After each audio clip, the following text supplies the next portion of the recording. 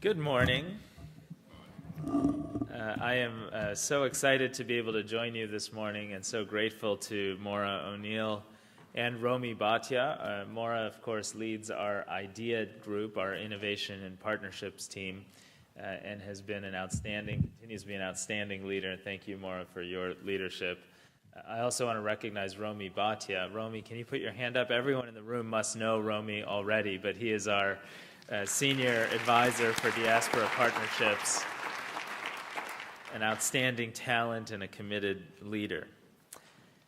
Bob Hormats, the Undersecretary of State for Economics, will be speaking with you, I believe, later today or tomorrow, as well as Ben Rhodes, the President's Deputy National Security Advisor. And we recognize that across the administration, we are committed to the vision Maura and Romy and all of you have laid out of a series of diaspora partnerships that can help address some of the most challenging issues we face around the world.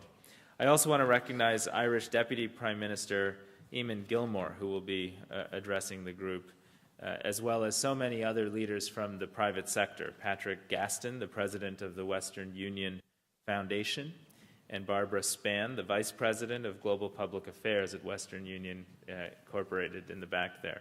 Patrick and Barbara have contributed tremendously to very strong partnerships with USAID and with the government over the years, and we're very grateful for their direct participation in this event today.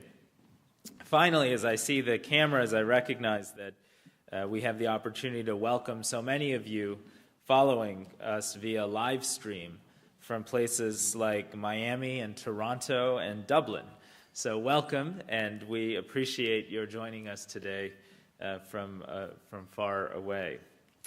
This forum, as you've certainly heard, was inaugurated by Secretary Clinton a number of years ago, based on the basic premise that we can do more together in a real spirit of partnership with diaspora communities on behalf of the countries that are represented in this room today. More than 100 countries are represented through this two-day conference.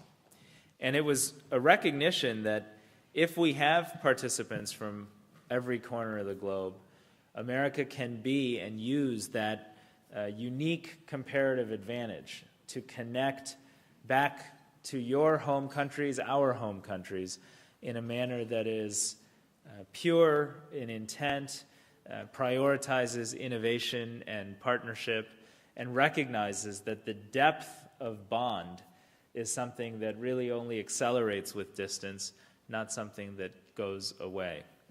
And over the past year, I've had a chance to see the depth of that diaspora community bond in action. Earlier this year, I visited a community that I'm from in suburban Detroit in Michigan, and met with a group of Syrian Americans, including a Syrian American trauma surgeon who has been working with us, and through multiple trips into Syria and into opposition-controlled parts of Syria, he had the specific experience of working in hospitals and field hospitals, emergency hospitals that were set up by international humanitarian groups while they were under attack. And he left the comfort of his a very successful life here in the United States to, on a regular basis, go into a place where he put his life at real risk in order to serve people he cared about because they reflected his home community and where he was from. And I could see with a sense of pride, I could see his pride and courage come through as he talked about some of the activities he pursued, taking shrapnel out of babies and sewing them back together. I could see the fearlessness he described and he represented as he talked about conducting surgeries in a setting where equipment was malfunctioning and literally physical structures were under attack from helicopters armed with guns. That kind of courage and that kind of commitment and that kind of skill and result goes far beyond the usual examples of the kinds of development activities and humanitarian activities we conduct. That example is made possible because of a deep, abiding human passion for connecting back to where we're all from. And I've seen that in Syria. I see many of you that have displayed that same commitment in Somalia during the famine last year and during the more hopeful current efforts to rebuild a new democratic nation out of the context of extreme suffering. I've seen that in the remarkable transition taking place in Burma and the efforts of so many communities to partake and help make sure that that transition stays on track. And frankly, I've seen that in my own family. I'm from an Indian American family where my family and my parents, my dad in particular, has had a deep and long-standing commitment that sometimes trumps all efforts here in the United States to serve the communities that he ultimately came from and to which he will really never leave.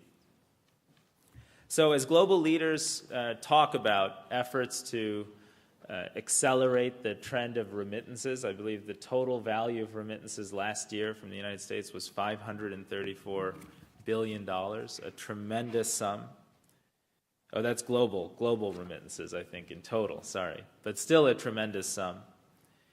And as we know that so often those remittances reflect much more than just sending money back home. They reflect an effort to provide children with education and schooling. They reflect a chance for young people to start businesses and establish relationships with companies in their communities and around the world.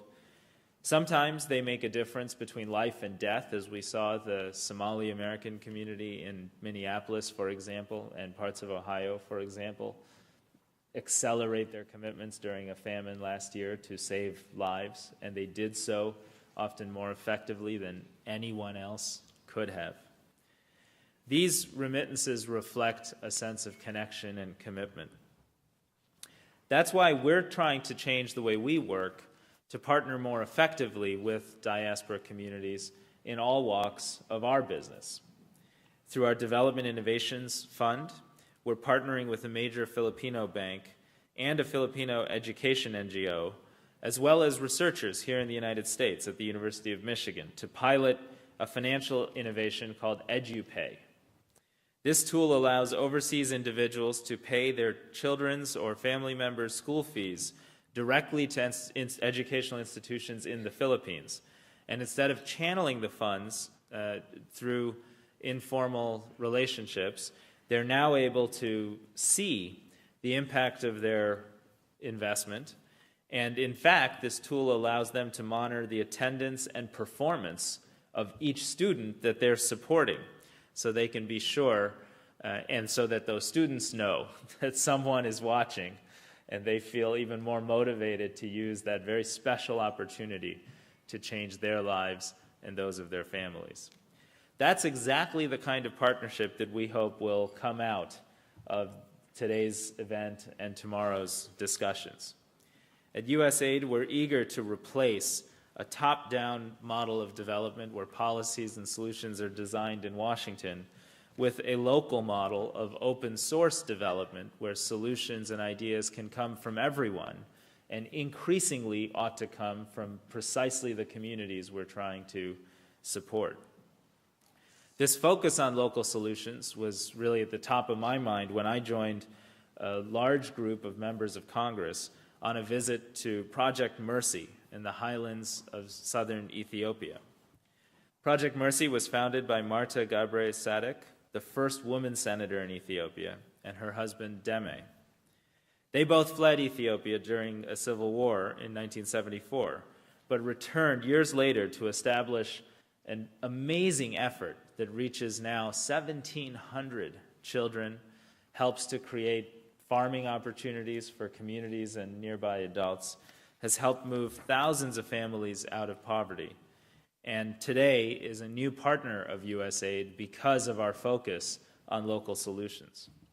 In fact, we've awarded $745 million to more than 1,200 local organizations in 73 countries this past year alone.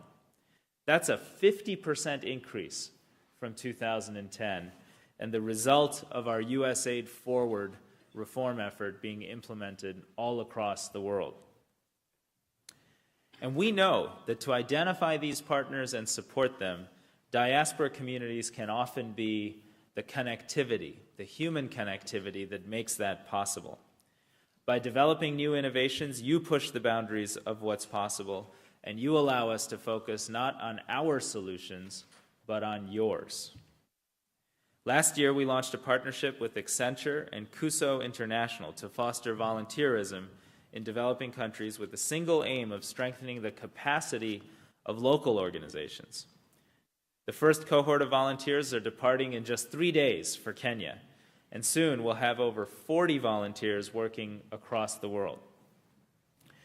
And you've certainly heard of our landmark partnership with Western Union that I know you'll hear more about later today, called the African Diaspora Marketplace, a business plan competition designed to support the brightest ideas and create the best connectivity.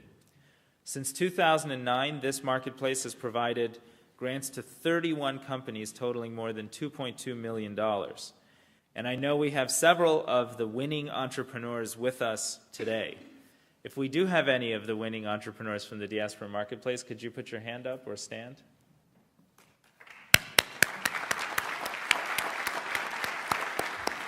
Good.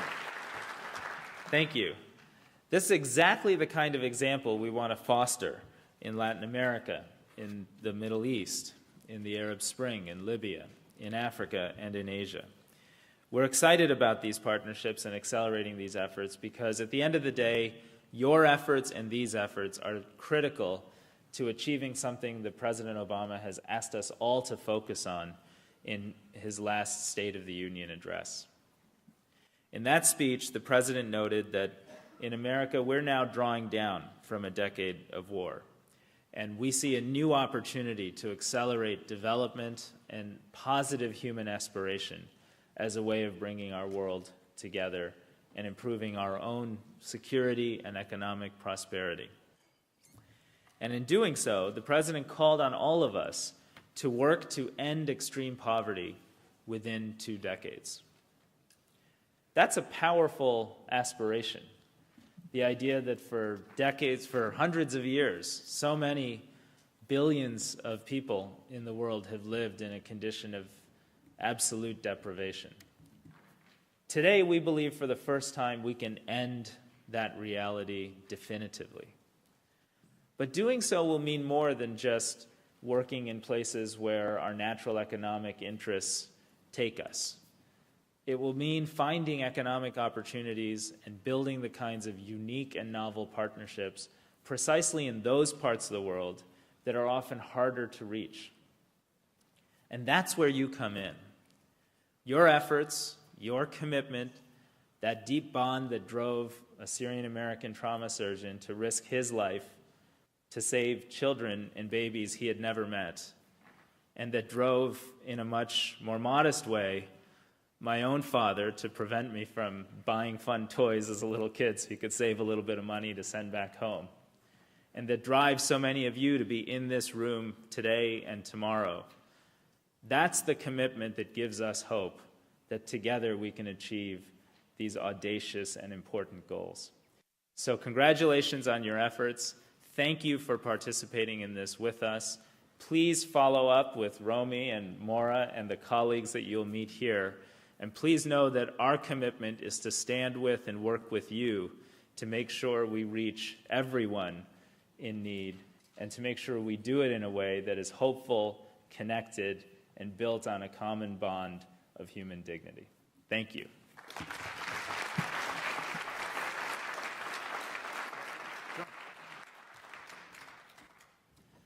Maura has asked me to take a question or two, so I'm happy to. Okay. Like to have a seat? Sure.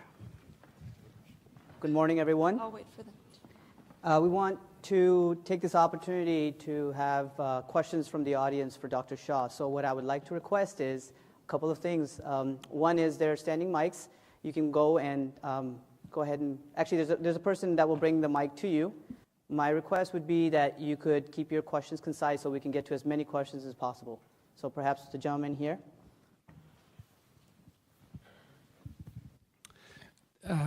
Thank you very much for your introduction. I am Mohammed Bouchdir. I'm the president of the American Moroccan Competencies Network. I just want to comment and ask a question about the importance of remittances that the diaspora in the U.S. contributes back home and throughout the world.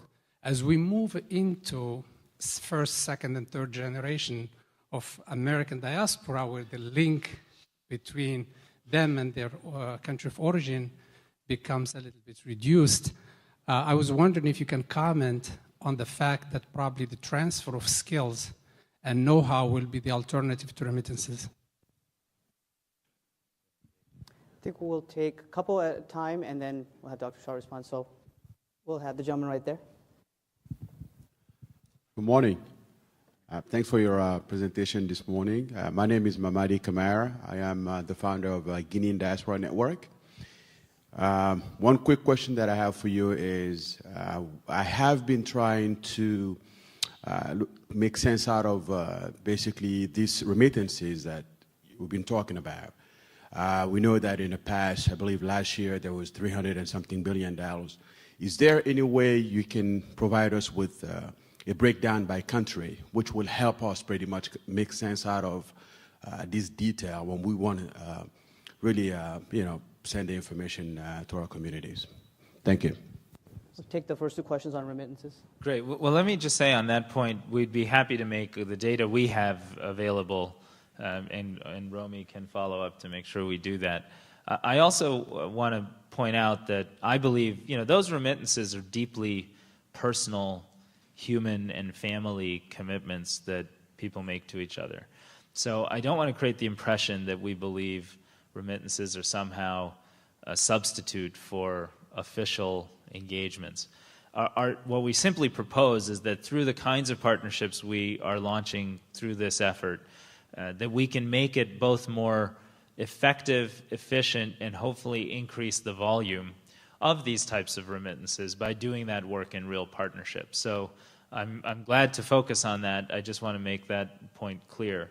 I also believe that human opportunities for interaction, training, skills building, mentoring, and creating real business relationships are a core supplemental part of the engagement. And that's why I'm really pleased with the first question, because we shouldn't just define this as about remittances. It's about human connectivity and helping people out.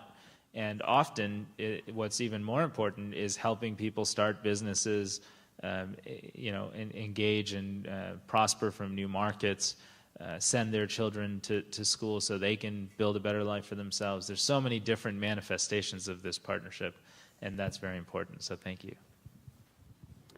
We'll take questions from this side. Dr. Hinojosa. Hi, Dr. Raul Hinojosa, UCLA.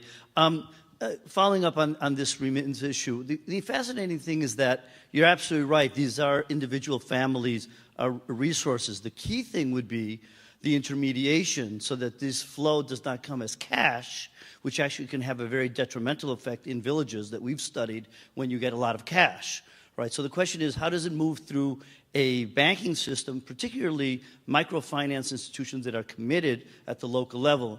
And I must say that there is a brilliant idea of a man sitting right next to you that I've found this notion of how to leverage remittance savings through your guarantee funds for mortgages that needs to be expended now to productive activities. That's good in a sense, really connecting the loop. So that would be an interesting possibility for this year to move those types of partnerships so that we really leverage the remittances, and then the technical assistance, I think, with other types of resources that can then complement that type. I think that this is really, and we create a whole generation of institutions that can then survive the end of remittances, which will come eventually. Thank you. We will make sure we get to everyone in the audience on both sides. So perhaps in the back, the gentleman.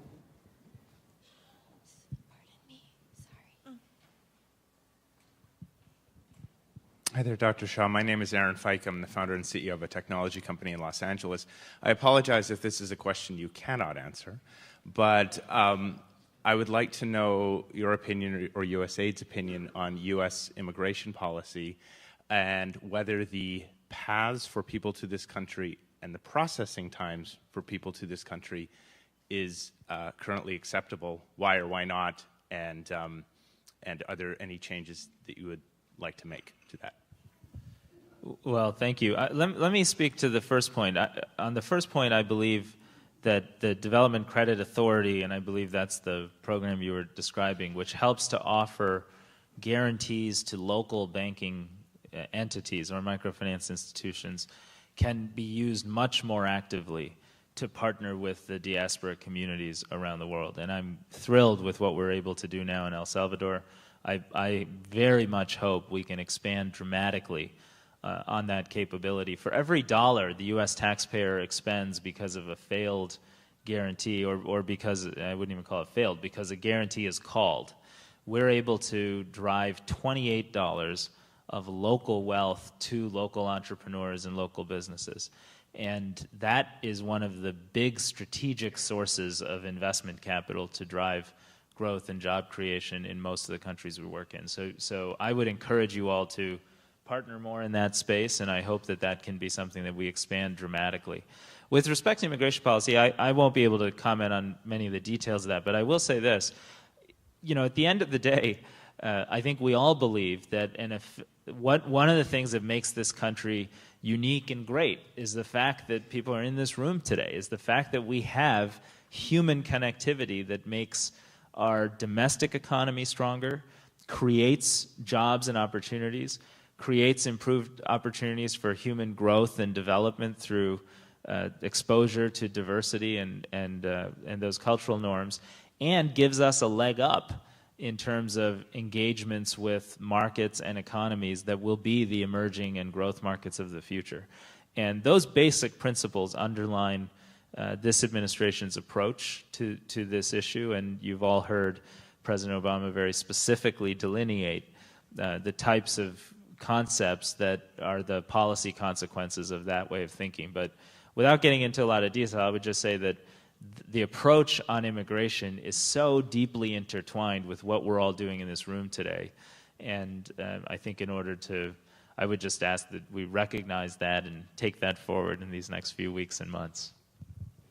Great. If we can have on this side, we'll take, again, 2 questions at a time. We'll come to you. Just going around the room. We'll go ahead, and then we'll go to... Okay. Good morning. My name is Teddy Cherry, and this is my third Global Diaspora Forum. And my question is, since you want to address the issue of poverty and eliminate that, have there been any specific program targeting specifically women and children, knowing that they're the one who tend not to have any voice at the table when a lot of the decisions that are going to be made on the ground are going to affect them directly? Especially, I can think of Haiti. It's 3 years after the earthquake, and there's still women and children living under tent, and the diaspora community haven't been really giving the power to influence the decision being made on the ground. Or looking at Latin America or African countries tend to be the same thing. So how do you go about addressing that moving forward? Okay, thank you. And then, yeah. Do we have a microphone? Yes. Can you bring the mic to the woman in the middle?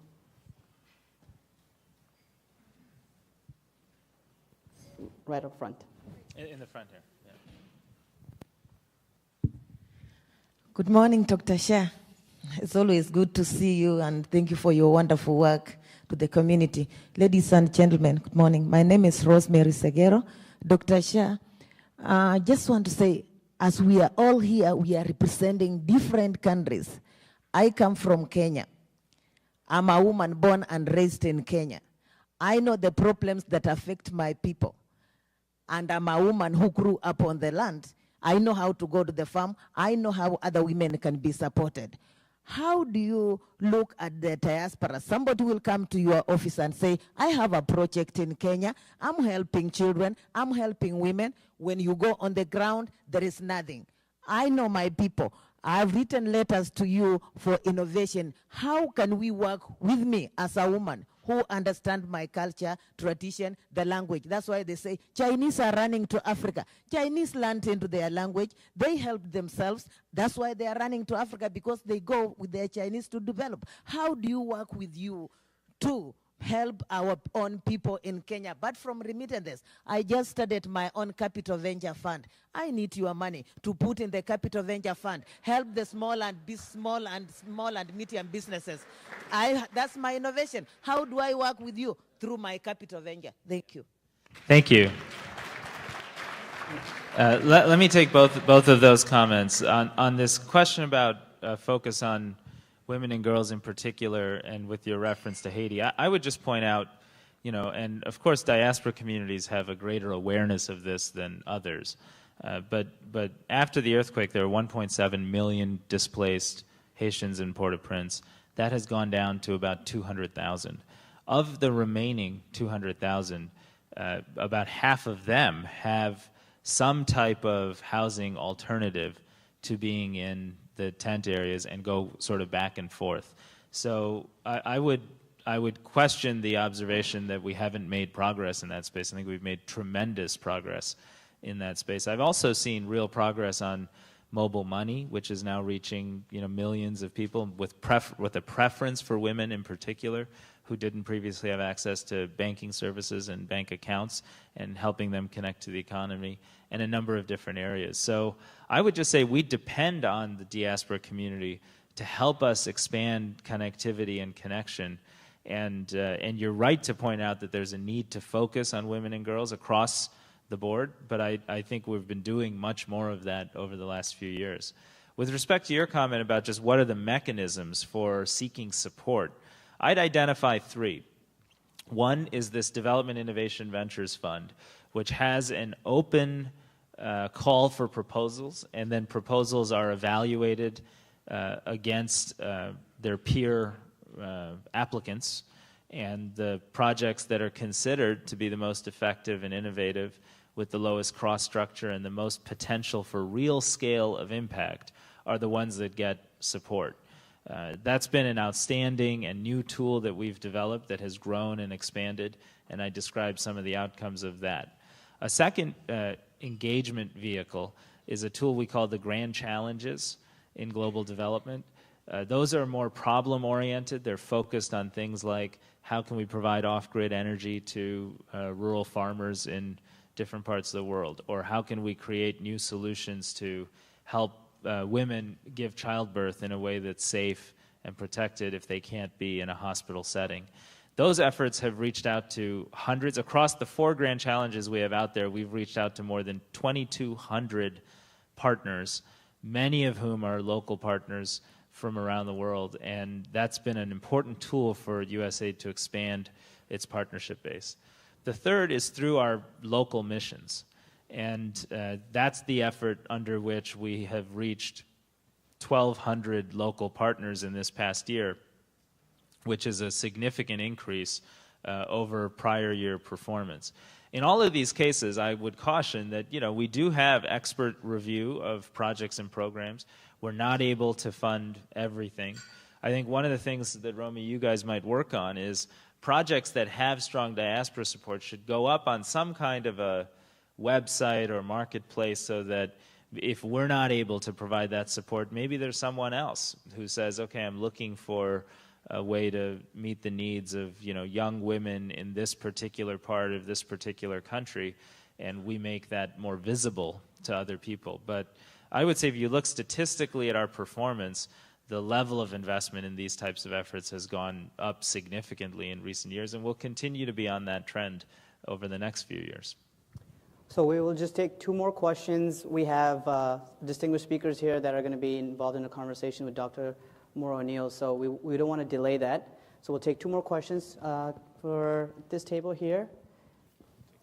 Both women will have them ask their question. Yeah. Thank you. My name is Yokai Modzi, and I'm originally from Zimbabwe. I actually recently graduated last year and transitioning and I'm seeking a job. I mean, I've been working something else, but I really want to work on diaspora issues. So my question is, here we are in the US talking about the diaspora and the appreciation for the diaspora. Do local governments in the specific countries really appreciate their diaspora and leverage it as much as they should be doing? And is there a way to influence policy so that governments implement better policies to effectively leverage the diaspora resource? Thank you. Thank you for the first question. My name is Jeannie Nguyen with Voice of Vietnamese Americans. I'm from Vietnam. I'm an American now. And my question to you, first to thank all the effort you've done in Vietnam. And the second part is that Vietnam and Indochina and Southeast Asia, especially been in the lower Mekong River, we've been having a lot of problems with water and also fisheries. And the livelihood of the people there has been severely impacted to the point that a girl, like, many Vietnamese girls have actually volunteered to sell themselves to save the family for just a few $100, $200 a person sell themselves. So human trafficking is a tremendous problem. So as a Vietnamese Americans, we like to offer our support to your work, and how can we best fit in your program? Is there any project that we can help with the lower Mekong River, with the fisheries in the Southeast Asia Sea? Thank you. Thank you. Thank you for that comment and that important point, especially about girls being trafficked in that community. We have a very strong partnership called the Lower Mekong Initiative, which is a regional program that includes a focus on water resources, on malaria control, as well as improving economic opportunities. But a core component of that is a strong focus on identification and enforcement around trafficking, as well as support for victims who have been rescued. And some of the most powerful individual stories that I've run across here at USAID are when we're able to embrace and support and help a young girl rebuild her life coming out of that situation. It's a point of real pride, I think, for this agency and for the American people. So thank you. And I would ask, and I think this is a good example, we should use this forum to connect to the Lower Mekong Initiative, because we'd value your insights and ideas and your ability to identify partners that you believe might be useful for that enterprise. So thank you. With respect to the question from our colleague from Zimbabwe, I'll just say thank you. Romy and Maura are good people to talk to about employment and jobs. But in all seriousness, we are eager to find ways to work together. And I hope you will follow up through, with them through this effort. And, just the range of countries represented here is quite extraordinary. We've just had a conversation that touched on, so many different continents around the world. And that's what's unique about this, like sharing lessons learned, figuring out new ways to partner. It might have been true 5 or 7 years ago that we didn't have enough partnerships in this space. At this point, we're on a trajectory that's really quite extraordinary. There are very few areas in our current budget climate that are growing at 50% a year, as we have with our local solutions efforts. So I would encourage you to use the next day and a half to find and build partnerships with each other, with us at USAID, and with so many other partners to really help live out your commitments and your aspirations. So thank you for the opportunity to be with you, and best of luck over the next few days.